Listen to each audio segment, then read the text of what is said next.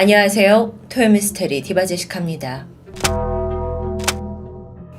2015년 5월 25일 새벽 4시 경기도 부천시 소서구의 한 아파트에서 야간 경비를 돌고 있던 경비원이 어디선가 쿵 하는 소리를 듣게 됩니다. 이 새벽에 심상치 않은 느낌이 들었죠. 소리가 난 곳은 지하 주차장 쪽이었는데 경비원이 그곳에 도착하자 너무도 충격적인 장면이 펼쳐져 있었습니다. 주차장 입구의 천장이 부서져 있었고 그 아래 피를 흘린 채 쓰러져 있는 2명의 여성. 놀란 경비원이 곧바로 119에 신고를 했죠. 구급대가 도착했지만 두 여성은 이미 숨이 끊어진 상태였습니다. 그리고 이어진 현장 조사 결과 놀라운 또 다른 사실이 밝혀집니다. 우선 사망한 두 여성, 이들은 33살의 A씨와 31살의 B씨였습니다. 자매 사이였죠. 이들은 해당 아파트 12층에 거주 중이었는데 여기에 자매만 사는 건 아니었습니다. 자매의 어머니와 막내 동생 29살의 C씨까지 총 4명이 거주하고 있었는데요. 경찰이 12층 이들의 집에 찾아갔을 때 안타깝게도 추가 사망자가 확인됩니다. 바로 막내 C씨예요. 그녀는 목이 졸려 사망한 채 안방 침대에 누워 있었습니다. 눈에 띄는 점이 있었는데 그녀의 시신 위에 이불이 덮여 있었다는 점이었죠. 그렇게 하루아침에 발생한 세 자매의 연속 사망 사건. 부검 결과 이 세 사람은 큰 시차 없이 한날 한시에 사망한 것으로 밝혀집니다. 그런데 사인은 달랐죠. 투신한 A, B씨는 외상에 의한 사망이고요. 그리고 목이 졸린 채 발견된 막내 C씨는 경부압박 질식사입니다. 자, 그렇다면 막내가 목이 졸려 사망한 지 약 2분 뒤에 다른 두 언니가 투신한 게 아니냐라고 경찰이 분석하게 되는데요. 그런데 이 세 자매 모두에게 공통적으로 발견되는 특징이 하나 있습니다. 바로 목에 남아있는 사큰. 이 사큰이라는 게 보통 목이 졸려가는 상황에서 이렇게 사람이 저항을 하면 생기는 흔적이라고 합니다. 자, 그럼 이걸 종합해서 해석하면 세 자매 모두가 누군가에게 목을 졸렸다는 뜻이 되겠죠. 심지어 막내 C씨는 시신 위에 이불이 덮여져 있었다는 점에서 타살 정황을 의심할 수 있었는데요. 그렇다면 세 명의 자매를 살해할 만한 누군가가 있었다는 걸까요? 사건 당일 이들의 집에는 자매들 외에 또 한 사람이 존재했습니다. 바로 어머니였죠. 증언에 따르면 어머니는 사건 전날인 5월 24일 밤 11시에 딸들이 안방에 모여서 TV를 보는 모습을 마지막으로 목격했습니다. 잘 자라 인사를 건넸고 어머니는 거실에서 잠이 들었다고 말했죠.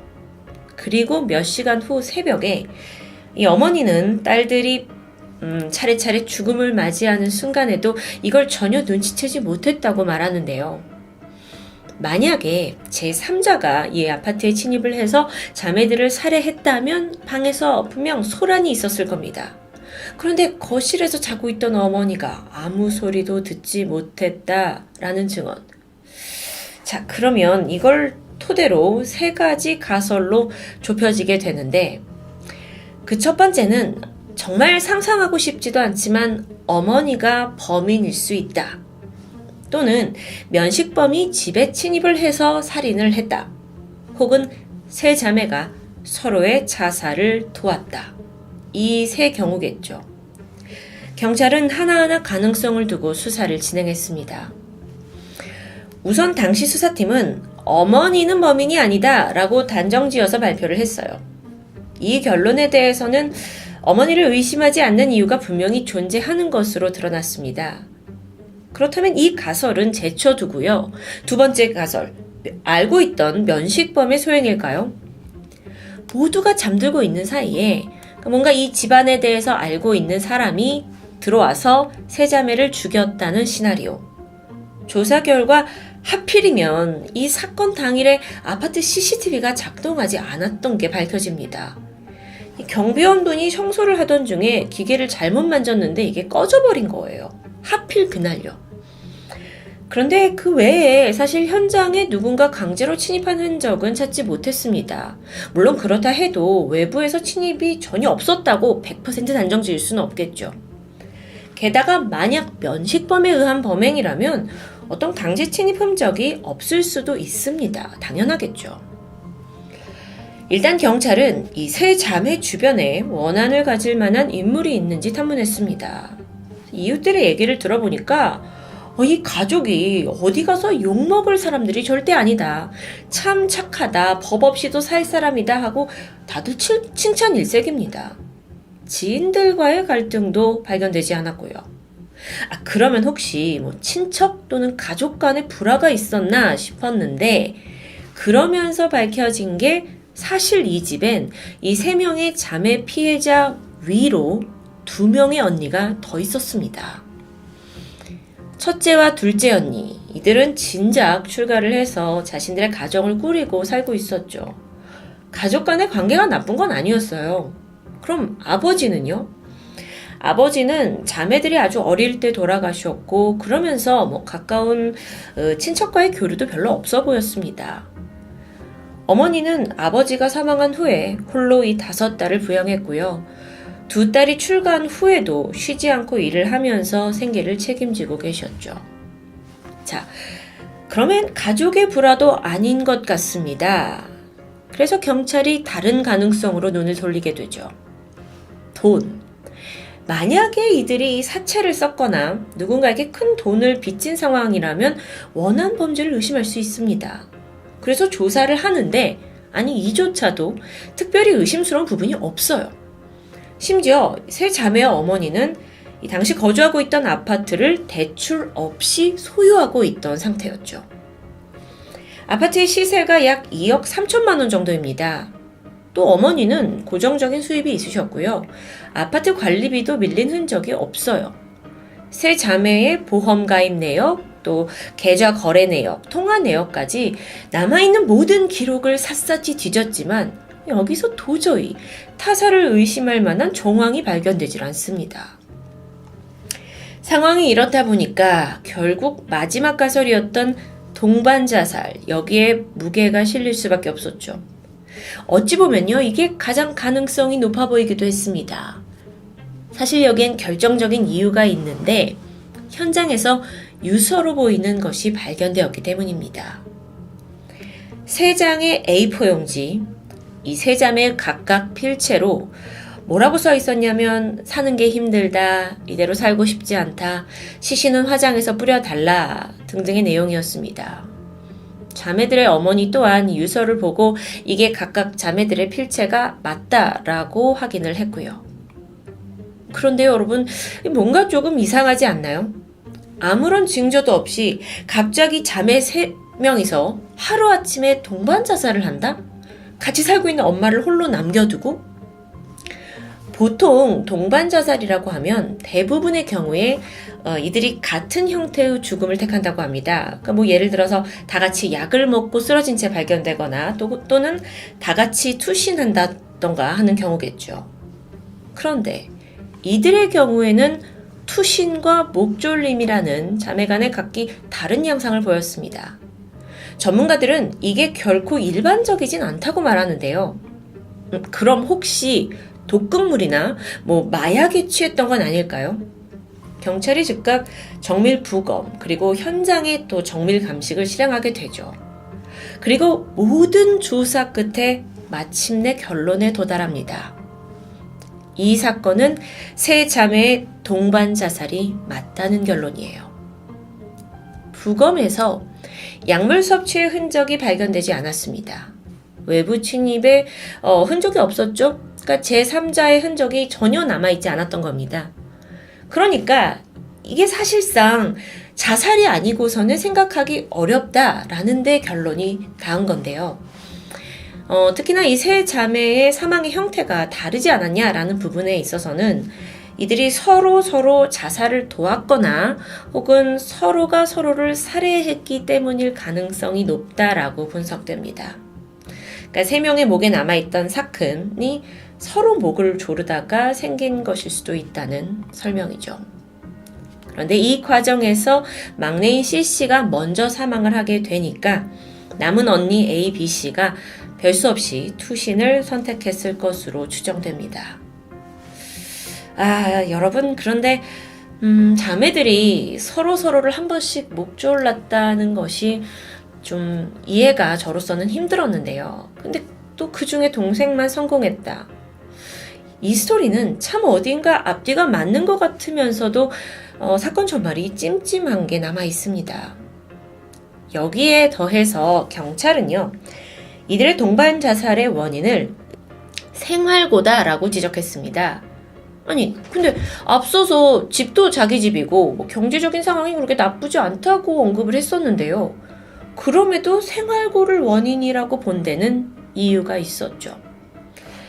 당시 세 자매 모두 직업이 없었기 때문입니다.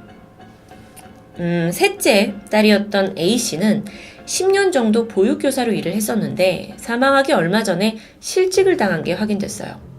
월급이 약 160만 원 정도였다고 해요. 네, 어린이집이 폐업을 하게 되면서 실직을 피할 수 없었죠. 넷째였던 B씨 또한 간호조무사로 일을 했는데 마침 몇 달 전에 실직을 했습니다. 막내 C씨는 장기간 직업이 없었고요. 간간히 알바만 했을 뿐 어떤 정규 직장에 다닌 기록은 남아있지 않다고 합니다. 그렇다면 함께 사는 이 네 사람 중에 지금 세 사람이 직업이 없잖아요. 실직이잖아요. 그럼 자연스럽게 나머지 한 명한테 경제적인 부담이 갈 수밖에 없겠죠. 그게 바로 어머니였습니다.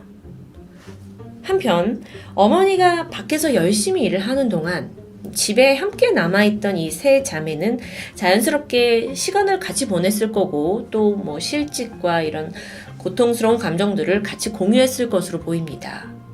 그래서 이들이 우리가 이렇게 엄마를 힘들게 할 바에는 같이 삶을 마감하자라는 극단적인 선택을 했다는 건데 이 사건 개인적으로는 아무리 봐도 좀 석연치 않은 점이 있습니다. 생활고가 문제였다 하는데 어머니가 고정적인 수입이 있으셨잖아요. 그리고 이 가족들이 먹고 사는 데 자체는 큰 지장이 없었다고 알려져 있어요. 기초생활수급자도 아니었고요. 이런 상황에서 한 프로파일러는 이들의 사망 원인이 우울감의 공유에서 비롯되었을 수 있다고 분석했습니다. 그러니까 실직이라는 어떤 극한 상황에 놓여 있을수록 감정 공유는 사람들끼리 더 깊어진다고 해요. 힘든 걸 같이 겪은 사람들이니까요. 이 자매들은 특히나 집에서도 함께 모여서 TV를 보고 함께 모여서 밥을 먹을 정도로 아주 친밀했다고 하는데 그렇게 끈끈한 자매다 보니까 우울감이 오히려 서로에게 더 전파가 되었고 어느 순간 자신도 혼자 남을 수 없고 상대방도 혼자 남겨둘 수 없다는 생각에 이르면서 서로가 서로를 죽이면서 죽음을 공유하는 상황에 이른 게 아니냐라는 분석이었죠. 그렇게 이해하려고 했지만 또 다른 이상한 점이 있습니다. 일반적으로 자살을 택하는 사람들은 유서에다가 자신의 어떤 힘든 심경과 또 자살의 이유를 꽤 자세히 적는다고 합니다. 그런데 이 사건의 경우에는 유서로 보기에는 조금 어려울 정도로 내용이 참 간단명료했습니다. 여기에 대해서 프로파일러는 이것 또한 같은 우울의 감정을 공유했던 사람들과 함께 세상을 떠나기로 마음먹었기 때문에 할 말을 이제 굉장히 적게 남겼을 거다라고 분석했죠. 굳이 이런저런 부연 설명이 필요하지 않았던 거라는 겁니다. 결국 이 세 자매는 한날 한시에 서로가 서로의 목숨을 끊어주는 다소 독특한 형태의 자살을 계획했고 허망하게 세상을 떠난 것으로 이 사건은 마무리되었죠. 저는 개인적으로 이 사건을 참 몇 번이고 다시 되짚었는데 전문가의 분석을 아무리 들어도 이성적으로는 잘 이해가 되지 않는 듯 했습니다. 그리고 여전히 만에 하나 세 사람이 자살이 아닌 타살은 아니었을까라는 그 의심을 지울 수가 없었는데요.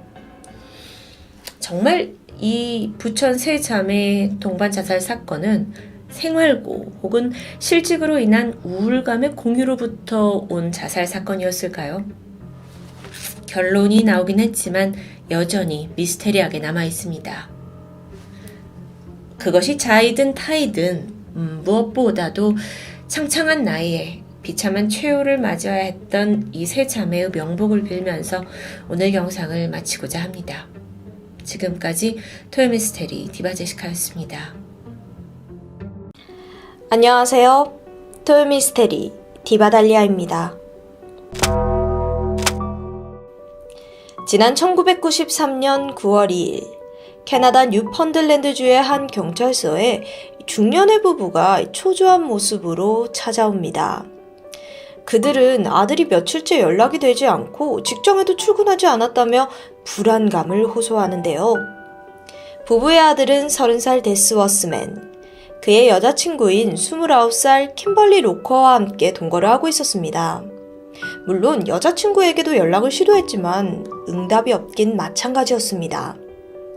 신고를 접수한 경찰은 즉각 커플이 살던 자택으로 향했습니다.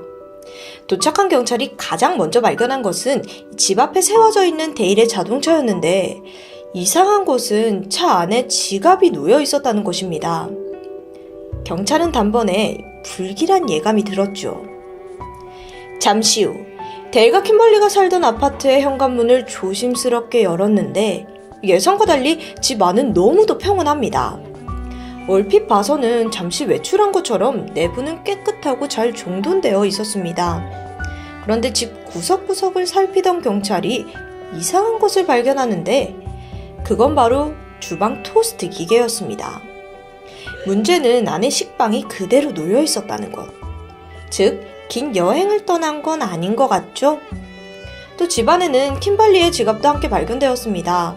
안을 보니까 신분증과 약 250만 원 정도의 지폐가 들어있었는데 큰 돈을 뽑아놓고는 왜 가져가지도 않았을까요? 경찰이 냉장고를 열어보더니 음식이 또 가득 차 있었어요. 만약 이들이 여행을 간 거라면 이렇게나 많은 음식을 쟁여놨을 필요가 있을까요? 어쨌든 현재 이 사건에서는 사라진 데일과 킴벌리에게 가장 중요한 소지품인 지갑과 신분증이 모두 발견된 상황입니다. 따라서 경찰은 범죄 연루 가능성을 의심할 수밖에 없었죠. 여러 가지 가능성을 생각해본 경찰은 집이 워낙 깨끗했기 때문에 두 사람이 아무 저항도 하지 못하고 납치를 당했거나 또는 누군가를 순순히 따라 나갈 수밖에 없는 상황을 가정했습니다. 또 한편으로는 이들이 자발적인 잠적도 무시할 수 없었죠. 그래서 지역 택시, 여객선, 항공선까지 탑승 기록을 모두 확인했지만 별다른 흔적은 나오지 않았습니다. 주변인들의 이야기를 들어보니까 데일과 킴벌리가 연락이 두절된 건 실종신고 닷새 전인 8월 27일부터였습니다. 킴벌리는 한 식당에서 일을 했었는데 그날 이후 며칠째 출근도 하지 않고 심지어는 급여마저 찾아가지 않은 상황이었다고 합니다. 이후 경찰은 2주에 거쳐 수색을 했지만 별다른 진척 없이 난항만 겪었었죠. 그래서 결국 두 사람 사진을 대중에게 공개하고 목격자 제보에 희망을 걸어보기로 합니다. 그리고 얼마 후 커플이 지역을 떠나는 배를 타는 걸 봤다는 제보가 들어왔습니다.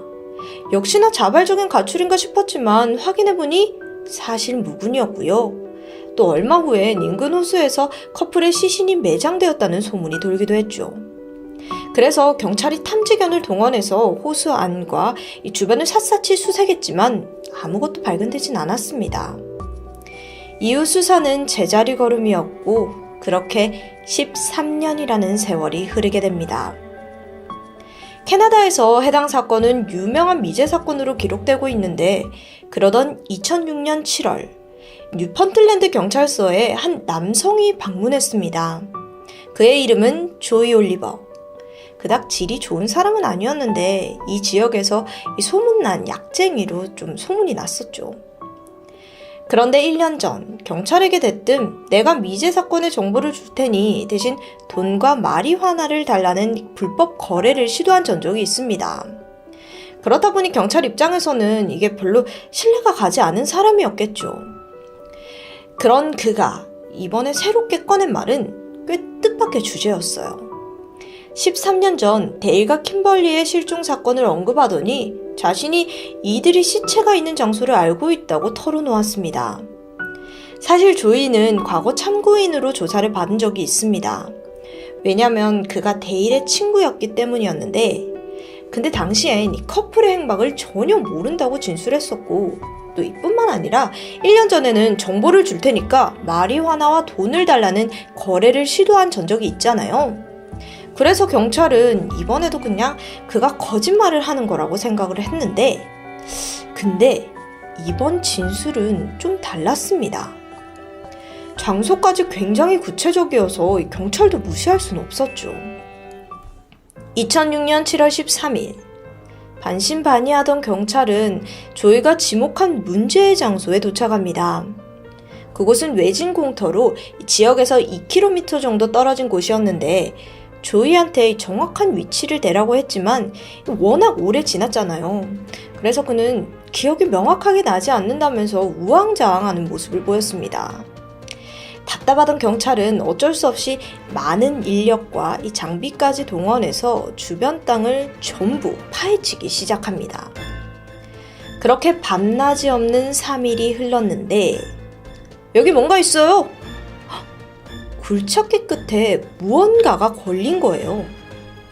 바로 여성의 다리뼈와 신발. 경찰은 문제의 지점을 더 파헤쳐 나갔고, 결국 70cm 깊이의 구덩이에서 두 구의 시체가 발견됩니다. 당시 육안으로는 신원을 파악할 수 없었죠. 즉각 수사팀은 DNA 정보와 치아 기록을 대조했고, 마침내 이 유골이 실종된 데일과 킴벌리라는 것을 확인합니다. 13년 만에 사체로 발견된 두 사람. 당시 포개진 채로 있었는데 바닥 쪽에는 데일, 위쪽에는 킴벌리가 놓여져 있는 모습이었습니다. 과연 두 사람에게 어떤 일이 일어났을까요? 결정적으로 왜 사망을 한 걸까요? 일단 킴벌리의 머리 오른쪽에서 총알 구멍이 하나 확인됩니다. 반면 데일의 머리에는 여러 발의 총알의 구멍이 확인이 되었는데요. 특히나 머리 뒤쪽에서 총을 쏜 듯 앞쪽으로는 총알이 관통하면서 생긴 큰 구멍이 나 있었습니다. 이것으로 봐서 범인이 커플을 처형하는 듯 살해한 것으로 추정되죠. 자, 이제 모든 화살은 사건의 키를 쥐고 있는 제보자 조이 올리버에게 쏠렸습니다. 그가 범인일까요? 아니요. 그는 목격자라고 주장합니다. 조이가 진술한 사건의 전말은 이러합니다. 지난 1993년 8월 26일, 조이에게 한 손님이 찾아옵니다. 동네에서 악명 높은 불량배이자 암암리에 마약을 거래하던 세넌 머린. 그는 조이에게 갑작스런 반협박성 요구를 했습니다. 조이의 친구 데일을 시내 외곽 공터로 데려오라는 건데, 이유를 들어보니까 데일이 아직 마약값을 지불하지 않았다고 합니다. 조이는 난감했지만 어쩔 수 없이 두 사람 모두를 세넌이 기다리고 있는 공터로 데려가게 되죠. 사실 이때만 해도 조이는 깡패 세넌이 데일에게 단지 겁만 줄 것이라고 생각을 했습니다. 하지만 데일과 마주한 세넌은 그 즉시 총을 꺼내 들었고, 조이가 말릴 틈도 없이 방아쇠를 당겼습니다. 데일은 힘없이 쓰러졌죠. 이걸 옆에서 목격한 조이는 패닉에 빠져 울부짖었습니다. 총을 꺼내든 세넌은 잔뜩 흥분한 상태로 조이에게까지 총을 겨누면서 먼저 차에 가 있으라고 소리를 쳤습니다. 두려웠던 조이는 허둥지둥 빠져나왔고, 그 뒤로 몇 발의 총소리가 더 울렸죠. 범행 다음 날, 다시 조이를 찾은 세넌은 범행 현장에 함께 가서 뒤처리를 해달라고 명령을 합니다. 가보니까 그곳은 잔혹한 어제의 흔적이 그대로 남겨져 있었습니다. 데일과 킴벌리 두 사람은 모두 사망해 있었고, 주변이 온통 피범벅이었죠. 세넌과 조이는 서둘러서 흔적을 없애버렸습니다. 자, 여기까지가 조이의 진술입니다. 조이 자신은 무서워서 도망가느라 커플이 죽었는지도 몰랐다고 해명했습니다. 직접 그들을 쏜 것도 아니고 파묻은 것도 아닌데, 다만 자신이 그곳을 데려갔고 또 죽은 현장을 목격했다는 트라우마로 힘들어하다가 이제야 진실을 고백한다는 조이. 이건 자수가 아니라 제보를 하는 것뿐이라는 주장입니다. 즉, 자기가 죽인 게 아니라는 거죠. 근데 좀 이야기를 들으면서 이상한 점 못 느끼셨나요? 깡패가 오라고 했다는데 데일이 순순히 따라갔다는 것도 그렇고, 또 여자친구 킴벌리가 그 상황에서 고집스럽게 따라간다는 것도 그렇고, 좀 뭔가 이상하잖아요. 경찰의 생각은 어땠을까요? 일단 사건의 진실을 알기 위해선 주범이라는 세넌 머린을 추적해야겠죠. 기록을 보니 과거 세넌 역시도 참고인 조사를 받은 적이 있습니다. 하지만 그때는 별다른 혐의점을 찾지 못했죠. 세넌의 행적을 파악해보니 눈에 띄는 기록이 있었는데, 이 커플이 실종되고 1년 후인 1994년 8월, 다른 주에서 8살 소녀를 살해한 혐의를 받았다는 점입니다. 피해자는 민디 트렌인데 집 근처 도로에서 자전거를 타다가 실종되었고 6주 지역 무덤가에서 숨진 채 발견되었습니다. 범인으로 민디의 이웃 한 명이 지목되었는데 그가 바로 세넌 머린이었죠. 하지만 결정적으로 그가 민디를 납치 또 살해했다는 증거가 없었고, 심지어 세넌은 조사받는 과정에서 허위 자백을 강요받으면서 폭행까지 당한 사실이 드러났습니다. 결국 사건의 진실은 모른 채 그는 무죄 판결을 받고 풀려나게 되죠. 여기서 핵심은 그가 2번이나 살인사건의 참고인 조사를 받았다는 점입니다. 경찰이 세넌을 찾아갔습니다. 하지만 그는 황당하다는 입장이었어요. 그러면서 의미심장한 말을 남겼는데, 조이가 경찰 사건을 제보하기 바로 며칠 전 자신에게 전화를 걸었다는 것입니다. 그때 남긴 음성 메시지가 있는데, 세넌, 네가 들려주겠어. 너 진짜 냉정한 인간이다. 이 메시지를 받은 세넌은 무슨 소리인지조차 몰랐다고 합니다. 그러다가 며칠 후에 경찰에 연락을 받고서야 조이가 자신을 함정에 빠뜨렸다는 걸 알아차리게 되었고, 자신이 과거 살인 혐의를 받았던 점을 이용해서 죄를 뒤집어 씌우는 것 같다며 이야기를 했죠. 그러면서 오히려 범인은 조이라고 주장을 합니다. 과거 조이가 데일에게 많은 돈을 빌렸는데 그 돈을 갚지 않기 위해서 데일과 킴벌리를 죽였을 거라는 이야기를 하는 거죠. 이게 무지하게 지금 헷갈립니다. 입장이 너무 다르니까요. 일단 검찰은 피해자들의 시신에서 범인의 흔적을 찾고자 했지만 이미 시간이 너무 오래 지나버린 터라 의미 있는 증거는 나오지 않았죠. 결국 경찰은 양쪽이 주장하는 서로 다른 진술에만 의존해야 했습니다. 이러면 불안해지죠. 증거 없이 마구잡이로 모을 순 없으니까요. 끝끝내 추가적인 증거는 나오지 않았고 세넌은 무혐의 처리가 됩니다. 그래도 조이는 법망을 피해갈 순 없었는데요.